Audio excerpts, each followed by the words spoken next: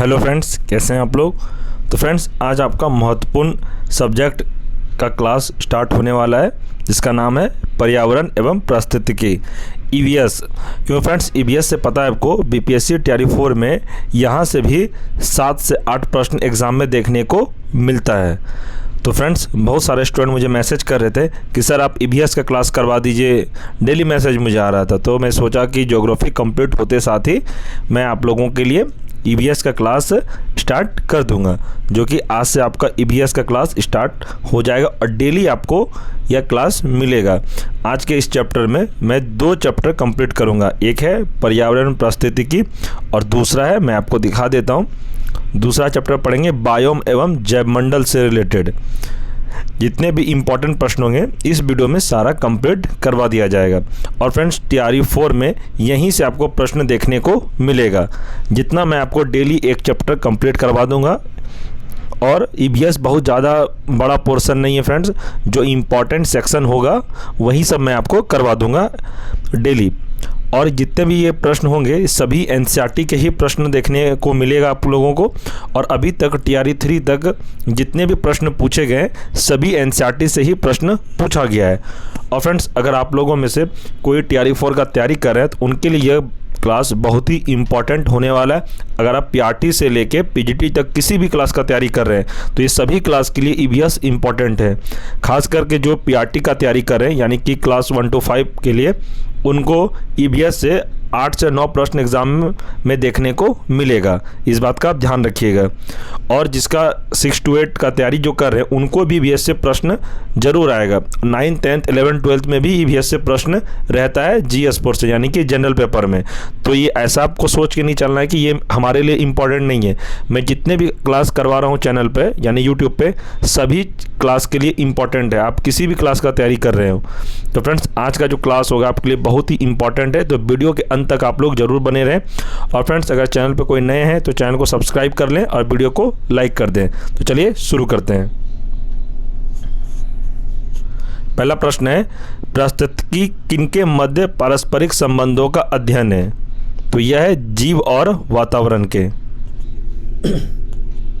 आगे है, पर्यावरण के 3 प्रमुख घटक कौन से हैं। तो यह हो जाएगा जैविक संघटक, अजैविक या भौतिक संघटक तथा ऊर्जा संघटक। याद रखिएगा इस प्रश्न को। आगे प्रश्न है, सर्वप्रथम गहन पारिस्थितिकी शब्द का प्रयोग किसने किया था। तो ये क्या था, अर्नीनेस ने। ध्यान रखिएगा इस प्रश्न को। आगे बढ़ते हैं, घास स्थल, वन तथा मरुस्थल किस पारिस्थितिकी तंत्र के उदाहरण है। तो यह उदाहरण है स्थलीय पारिस्थितिकी तंत्र के। आगे बढ़ते हैं, प्रश्न है, एक पद जो केवल जीव द्वारा ग्रहण किए गए स्थान का ही नहीं बल्कि जीवों के समुदाय में उसकी कार्यात्मक भूमिका का भी वर्णन करता है। तो क्या इसका आंसर हो जाएगा, पारिस्थितिकी कर्मता का। नेक्स्ट, 10% का नियम किस वैज्ञानिक ने दिया था। तो 10% का नियम किस वैज्ञानिक ने दिया था। तो याद रखना है आपको, इसका आंसर हो जाएगा रेमंड लिंडमैन ने। आगे, 10% नियम किससे संबंधित है। तो यह संबंधित है ऊर्जा के खाद के रूप में एक पोषी स्तर से दूसरे पोषी स्तर तक पहुंचने से। तो याद रखिएगा इस प्रश्न को। आगे है, धारणीय या अस्थायी विकास की अवधारणा सर्वप्रथम किसने प्रस्तुत की थी। तो यह प्रस्तुत किए थे कौन।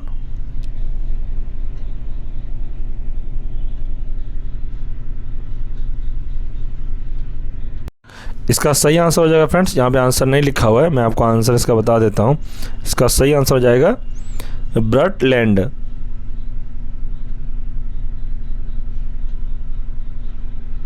ब्रटलैंड कमीशन ने। आप लोग इसको नोट डाउन कर लीजिएगा, ब्रटलैंड कमीशन ने। आगे बढ़ते हैं,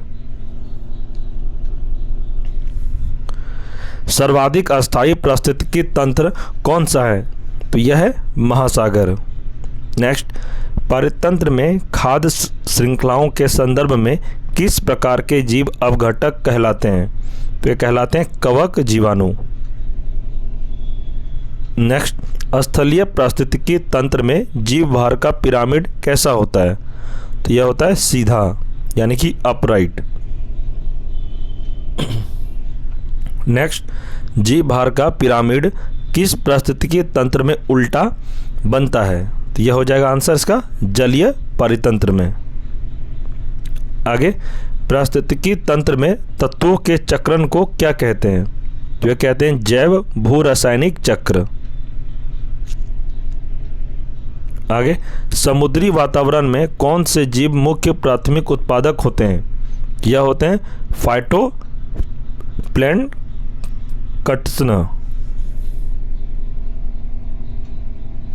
आगे, परितंत्र का गतिक हृदय किसे कहा जाता है? तो ये कहा जाता है ऊर्जा प्रवाह व खनिज चक्र। नेक्स्ट है, किसी क्षेत्र के सभी जीवधारी तथा वातावरण में उपस्थित अजैव घटक संयुक्त रूप से किसका वर्णन करते हैं? तो इसका सही आंसर है परितंत्र का। नेक्स्ट, पारिस्थितिकी तंत्र की ऊर्जा का प्रमुख स्रोत किसे माना जाता है? तो यह माना जाता है सौर्यिक विकिरण को, यानी कि सोलर रेडिएशन। तो पहला चैप्टर फ्रेंड्स हमारा कंप्लीट हुआ। पर्यावरण एवं पारिस्थितिकी से रिलेटेड जितने भी प्रश्न थे कंप्लीट हो गया। अब हम लोग दूसरा चैप्टर पढ़ेंगे, जो चैप्टर का नाम है बायोम एवं जैव मंडल। आप लोग वीडियो के अंत तक जरूर बने रहें। आप लोग बिल्कुल वीडियो छोड़ के नहीं हटिएगा। अगर आप हटते हैं तो आपको अच्छे से समझ में नहीं आएगा, क्योंकि जितने भी मैं आपको क्लास करवा रहा हूँ, जितने भी प्रश्न है ये सभी TRE 4 के लिए इम्पॉर्टेंट है। इस बात का आप ध्यान रखिएगा। चलिए प्रश्न की ओर बढ़ते हैं।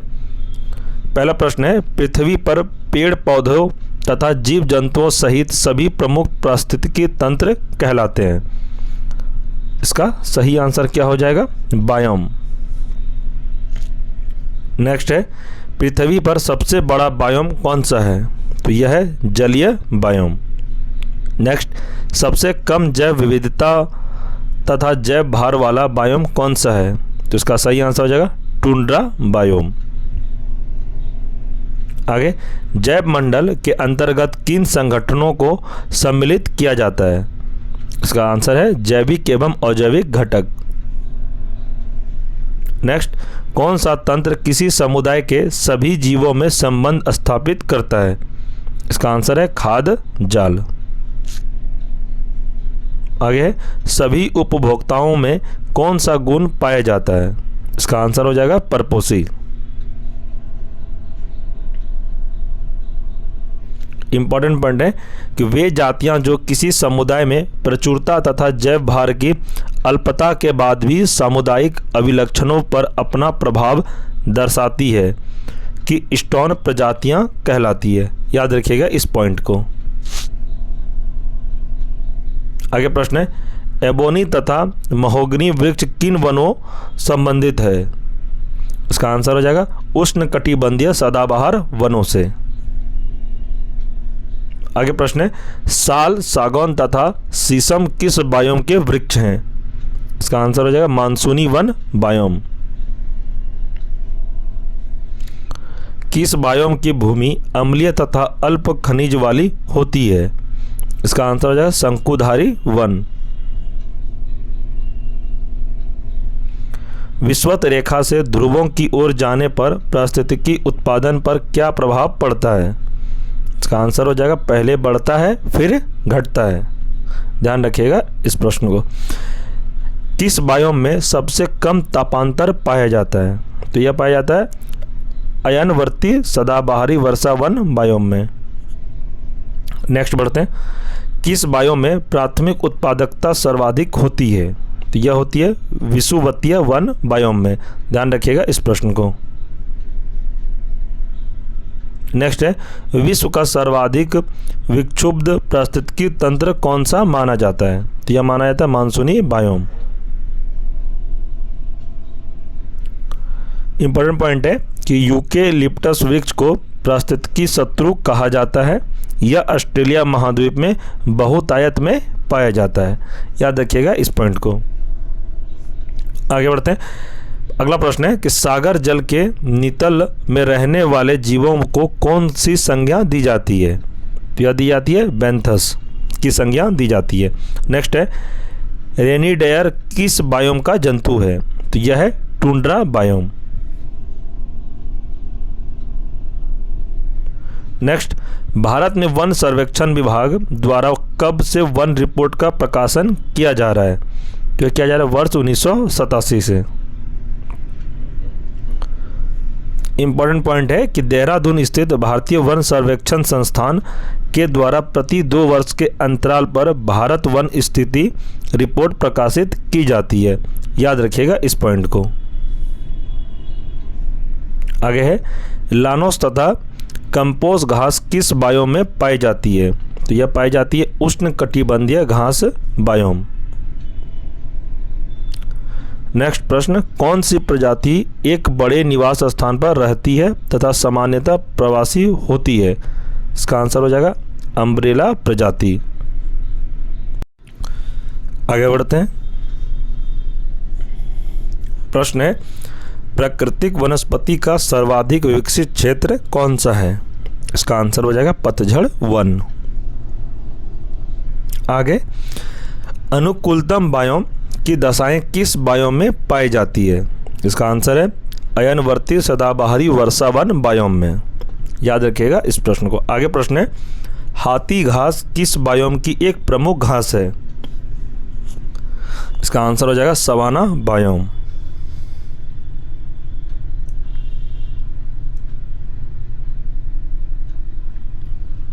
नेक्स्ट प्रश्न है किसी भी बायोम में प्राणियों का जीवन उनकी क्रियाशीलता की तीव्रता तथा उनकी संख्या किस पर निर्भर करती है? तो ये निर्भर करती है संरचना, सकल बायोम एवं जातियों के संगठन पर। नेक्स्ट है कि विश्व के किस बायोम को प्रमुख अन्न भंडार तथा दुग्ध व्यवसाय का केंद्र कहा जाता है? इसका आंसर हो जाएगा शीतोष्ण घास बायोम को।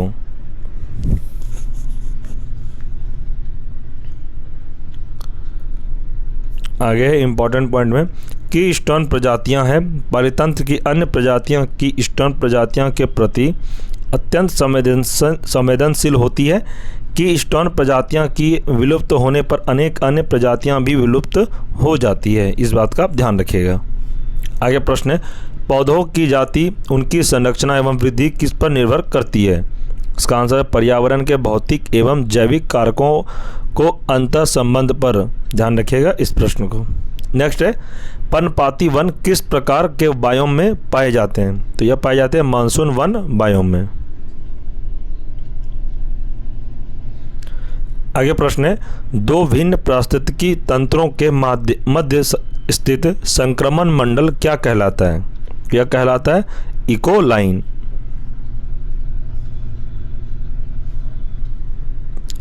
आगे है सर्वप्रथम पारिस्थितिकी स्तूप की परिकल्पना किस प्रस्तुत की थी? तो सबसे पहले किसने की थी? तो यह चार्ल्स एल्टन ने।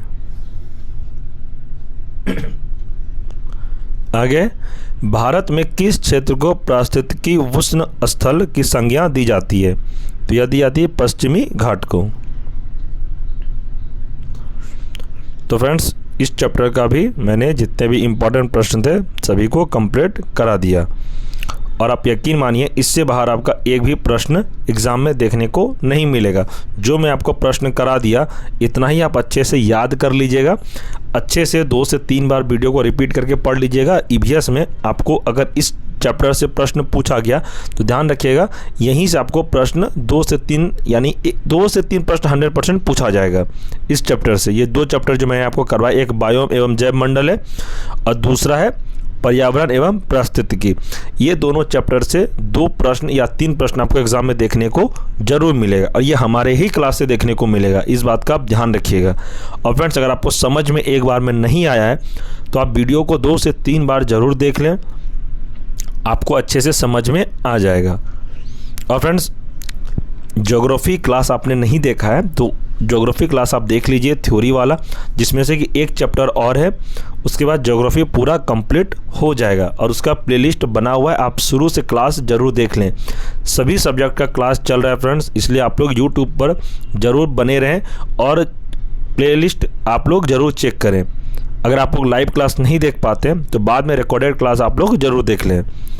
तो फ्रेंड्स, यह क्लास आपको मैंने अभी कंप्लीट करा दिया। आपको यह क्लास कैसा लगा आप लोग वीडियो के कमेंट सेक्शन में ज़रूर कमेंट करिएगा। अगर अच्छा नहीं भी लगा तो वो भी कमेंट करिएगा कि क्या अच्छा नहीं लगा आपको। और आपको वीडियो अच्छा लगा तो वीडियो को लाइक करिएगा और इसे दोस्तों में भी शेयर करिएगा जो TRE 4 का तैयारी कर रहे हैं। और फ्रेंड्स, इस क्लास का अगर आपको PDF नोट्स चाहिए जो मैंने अभी कराया, उसके लिए आपको टेलीग्राम ग्रुप को ज्वाइन करना पड़ेगा। टेलीग्राम ग्रुप आप कैसे ज्वाइन करेंगे, मैं टेलीग्राम ग्रुप का लिंक इस वीडियो के डिस्क्रिप्शन में प्रोवाइड करवा दिया हूं।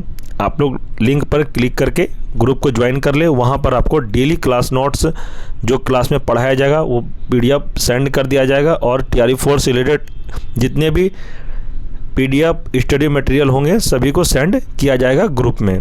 आप लोग को मैं बार बार यही कहूँगा कि आप लोग टेलीग्राम से ज़रूर जुड़ के रहें। वहाँ पे आपको क्लास से रिलेटेड इन्फॉर्मेशन भी दिया जाता है कि कितने बजे कौन क्लास होगी। आप लोग इसलिए टेलीग्राम को ज़रूर ज्वाइन करके रखें। और फ्रेंड्स, अगर किसी भी तरह का किसी को डाउट हो एग्ज़ाम से रिलेटेड, कोई तरह का प्रश्न पूछना हो तो आप कमेंट सेक्शन में भी कमेंट करके अपना प्रश्न को पूछ सकते हैं। मैं उसका रिप्लाई ज़रूर आपको दूंगा। और फ्रेंड्स, किसी को अगर मेरे से बात करना हो तो आप हमें टेलीग्राम पर भी मैसेज कर सकते हैं।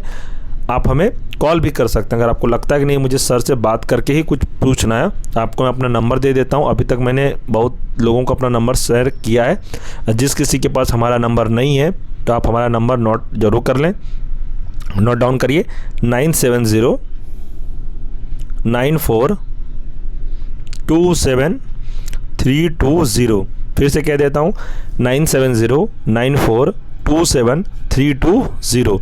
ये हमारा पर्सनल नंबर है फ्रेंड्स। आपको किसी भी तरह का एग्ज़ाम से रिलेटेड कुछ डाउट हो, कुछ पूछना हो तो आप हमें कॉल भी कर सकते हैं। अगर आपको क्लास से रिलेटेड कुछ पूछना हो, नोट्स से रिलेटेड, अगर किसी को नोट्स नहीं मिला है उससे रिलेटेड भी अगर बात करना हो तो आप हमें कॉल ज़रूर कर सकते हैं। आपको मेरे से ही बात हो जाएगी। तो फ्रेंड्स, आप लोग नंबर सेव करके रख लीजिए और किसी भी तरह का डाउट हो आप हमें बेझिझक कॉल कर सकते हैं। कोई नहीं सोचना है कि सर उठाएंगे कि नहीं, फ़ोन उठाएंगे कि फालतू नंबर दे दिया, ऐसा नहीं है। ये नंबर अभी भी ऑन है और हमेशा ऑन रहता है। आपको कभी भी कॉल करना हो आप कर सकते हैं। कभी कभी होता है कि मैं एक बार में कॉल रिसीव नहीं कर पाता हूँ क्योंकि क्लास लेनी होती है, तो मैं आपको बाद में कॉल रिटर्न भी कर लूँगा। इसमें टेंशन की कोई बात नहीं है। तो ठीक है फ्रेंड्स, आप लोग क्लास करते रहिए और TRE 4 में एक सीट को कंफर्म करिए, जो कि आपके लिए एक जॉब होगा, बट आपके मम्मी पापा के लिए बहुत बड़ा सपना होगा। मुझे पता है क्यों। एक जॉब अगर किसी के घर में हो जाने से उनका बहुत सारा प्रॉब्लम सॉल्व हो जाता है, एक पर्सनैलिटी डेवलप अलग होता है। इसलिए आप लोग अच्छे से मेहनत करिए और एक सीट को कंफर्म करिए। और फ्रेंड्स, ठीक है, मिलते हैं हम लोग नेक्स्ट वीडियो में। तब तक के लिए जय हिंद, जय भारत।